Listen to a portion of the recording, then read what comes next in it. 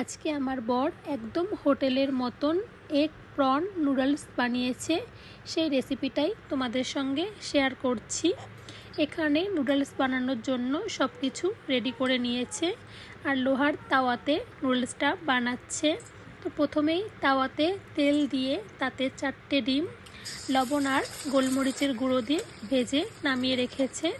একইভাবে চিংড়ি মাছটাও সেম ভেজে নামিয়ে রেখেছে। তারপর সেই তাওয়ার মধ্যে তেলের মধ্যে রসুন কুচি, ক্যাপসিকাম, রেড বেল পেপার, পেঁয়াজ, কাঁচা লঙ্কা দিয়ে ভালো করে নাড়িয়ে তার মধ্যে টমেটো কেচাপ আর দিচ্ছে ডার্ক সয়া সস।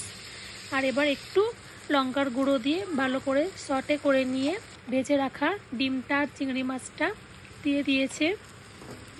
এবার সেদ্ধ করে রাখা নুডলসটাও দিয়ে পরিমাণ মতন লবণ, গোলমরিচের গুঁড়ো আর শেষে চিলি ফ্লেক্স দিয়ে ভালো করে সতে করে নামিয়ে নিচ্ছে প্লেটে।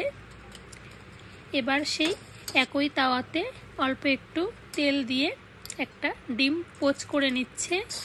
ডিমের ওপরে সামান্য লবণ আর গোলমরিচের গুঁড়ো ছড়িয়ে ডিমটাকে পোচ করে প্লেটে নামিয়ে নিয়েছে। এই যে তৈরি হয়ে গেছে নুডলস। আর এখানে ডিমের পোচও নামিয়ে প্লেটটাকে সুন্দর করে সাজিয়ে নিয়েছে। আর এখানে একটা শসাকে গোল গোল করে কেটে সেটা দিয়েই প্লেটটা সাজিয়েছে। আর এদিকে আমি রবিনহুড মুভিটা লাগিয়ে দেখছিলাম, তখনই বানিয়ে নিয়ে এসেছে নুডলসটা। চলো এবার খেয়ে দেখি কেমন হয়েছে।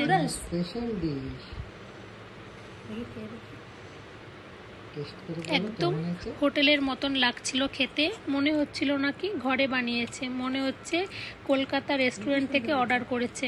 এতটাই টেস্টি হয়েছে নুডলসটা। তোমরাও এইভাবে ঘরে বানিয়ে দেখতে পারো, খুব টেস্টি হয়েছিল।